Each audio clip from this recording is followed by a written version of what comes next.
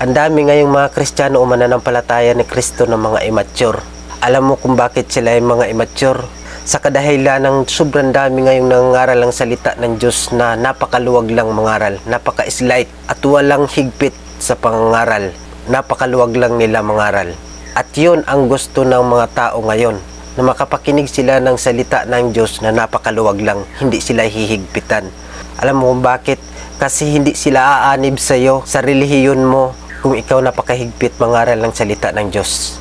Kaya natupad na nga yung nakasulat sa Bible na ang mga tao ay gusto na lang nila na ang magagandang sasabihin mo na lang yung papakinggan nila. Kung ano yung masarap na pakinggan sa kanilang mga tainga. Ayaw na nila nung mayroong kahigpitan sa sarili at parang nasasakal sila dahil gusto ng mga tao talaga ngayon na malaya sila. Yun naman ang ayaw ng Panginoon, na malaya tayo dito sa sanlibutang ito at magpasasa tayo sa mga makasanlibutang ginagawa o makamundong ginagawa. Kasi dapat unahin natin yung pananampalataya natin sa Panginoon, i-priority natin yung pagsunod natin sa Panginoon kaysa mga kamundong mga gawain. Kasi ang mga makamundong gawain, ayan ang nagpapalayo sa atin sa pananampalataya ni Kristo. Kaya payo ko lang sa lahat ng mga nangaral ng salita ng Diyos, huwag kayo puro blessing o healing yung pinapangaral nyo sa mga tao. Kasi alam mo kung bakit? Marami kayong mga membro pero ang babaw ng pananampalataya, mga immature. Di nyo sinasabi ang katotohanan at nagsasabi lang kayo ng gusto ng mga tainga nila na mapakinggan sa iyo. At ayaw nyo mangaral ng salita ng Diyos ng katotohanan. Ayaw nyo mangaral ng salita ng Diyos na napaka-hard kasi ayaw nyo mawala yung mga tao na yon at ayaw na magsumunod sa Panginoon at ayaw na magsamba. Mga kapatid, huwag natin silang hayaan na maging realidad nila sa mga buhay nila. Alam mo kung bakit, kapatid, ikaw nangaral ang salita ng Diyos. Kung di mo isasabi yung katotohanan, ikaw ang mananagot sa Panginoon balang araw kung sila mapapunta sa impyerno. Di bali na kapatid kung masasaktan sila sasabihin mo, basta sasabihin mo yung tunay at totoo kung anong nakasulat sa aklat ng buhay. Masakit man yan, kung mapunta sila sa langit, mas maganda yan. Kaysa maluwag ka lang mangaral, pinapunta mo naman sila sa impyerno.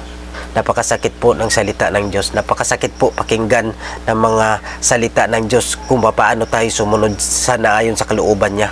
Pero kapatid, tanggapin mo kung narinig mo ito, kung ganun ka kapatid, kung ito naman ang magdadala sa iyo papuntang langit at di ka mapahamak doon sa impyerno. Kaya dapat mga kapatid, kapag nangaral tayo ng salita ng Diyos, huwag yung maluwag lang, napaka-slight lang para sa kanila. Kung bata ka pa sa pananampalataya sa Panginoon, okay lang na slight yung ipapangaral mo sa kanila. Pero kung umabot ka na ng 1 taon at napaka-babaw pa rin ng mga tinuturo mo sa kanila, naku kapatid, ikaw nangaral ng salita ng Diyos, ikaw ang mananagot sa kaluluwa na niyan balang araw. Kaya ipangaral mo kapatid, masaktan man sila, pero katotohanan yung pinapangaral mo. May ganting pala ka sa Panginoon. Kasi akala ng iba mga kapatid, kapag ikay nangaral ng salita ng Diyos, ang iniisip niya, puro blessing. Wala ka ng kahirapang mapagdaanan sa buhay. Ang ano gusto nila, nandyan agad, makukuha nila, mabibili nila. Hindi po ganyan ang Panginoon kapatid. Ang nais ng Diyos yung yumaman tayo sa pananampalataya, hindi yumaman sa sanlibutan ito. Kasi yung yaman sa sanlibutan, yun ang nagiging sanhi upang malayo tayo sa Panginoon. Yun ang nagiging sanhi upang mapunta tayo sa impyerno dahil sa ating mga kayamanan. Kaya mga kapatid, itatak natin sa ating puso't isipan na ang paglilingkod sa Panginoon hindi hayahay ang buhay. Maraming mga pagsubok na daraanan tayo. Alam mo kung bakit? Ayaw ng dyablo na mapunta tayo sa langit. Kaya ginugulo niya yung buhay natin para mapunta tayo doon sa dagat-dagatang apoy kasama niya. Kaya lagi kong sinasabi, kahit mahirap man tayo sa mundong ito, basta may Kristo tayo, panalo tayo pagdating dun sa langit. Anhin mo man yung napakayaman mo dito, napakahayahay ng buhay mo dito sa mundong ito. Kung pagdating ng araw, dun tayo lalangoy sa dagat-dagatang apoy sa impyerno. Kawawa po ng ating kaluluwa dun. Umaga, tanghali, maghapon, magdamag, umiiyak tayo doon sa dagat-dagatan apoy at nagsisisi. Pero wala nang panahon. Tapos na ang lahat. Tapos na ang laban natin doon. Tapos na ang laban natin sa pananampalataya. Kaya abang ngayon pa lang, maraming nangaral ang salita ng Diyos, makinig na tayo, lumapit tayo sa Panginoon, at maglingkod tayo ng lubusan sa Kanya at manatili tayong tapat sa paglilingkod sa Kanya dahil ang babalikan ng Panginoon balang araw yung tapat at totoo na naglilingkod sa ating Panginoon, yung nanatiling tapat at totoo sa paglilingkod sa ating Panginoon.